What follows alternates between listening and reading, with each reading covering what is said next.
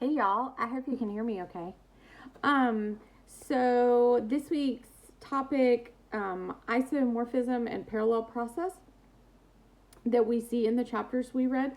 I have my little notes from my chapters, so I'm gonna try to do that. So kind of my understanding of parallel process versus isomorphism is kind of like they're holding hands but a little bit different. Like in my mind, parallel process is like more the when the dynamics mirror each other, and the isomorphism is more the structural side, so when the structure mirrors.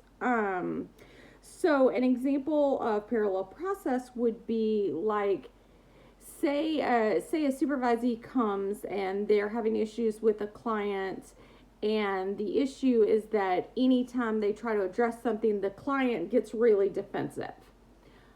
But then all of a sudden, when they're offered feedback in supervision, now they're being defensive. Like it's like the dynamics and the patterns repeating. On the structural side, like the isomorphism side, would be more like, say we see a supervisee who, after we watch a video, is having a hard time confronting like any sort of difficult topic, or like almost leaning in or really going for it with a client. But then we as supervisors, sorry for all my hand motions, supervisors would be also hesitant to offer feedback in the same way that they've just been hesitant. So the structures are repeating themselves in the patterns. That's kind of how I think about it. One of the things I talked about in my paper is I have seen a ton of examples of this. I know we all have.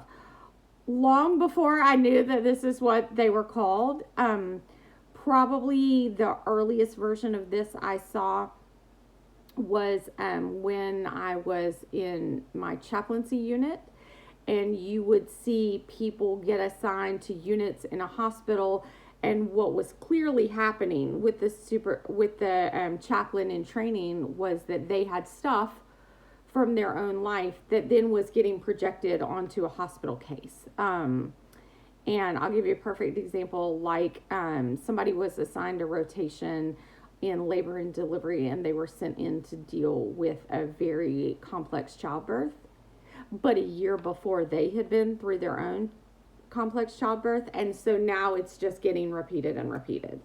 The thing I talked about also in my paper is I read an article, Colts, 2012, Colts et al., that really talked about the difference of these two between intrapsychic and intra-relational. And that kind of helped me mirror them in my mind.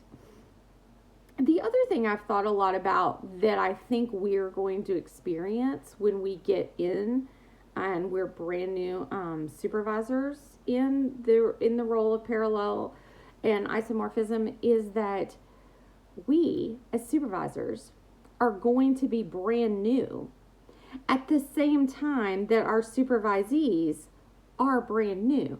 So we're all like personally and structurally going to be experiencing role shock at the same time. And I thought just how complex it's going to be, that basically we're all going to be feeling imposter syndrome at the same time. So that's a vibe. So that's my understanding of these things and my examples. Hope everybody has a great weekend. Bye.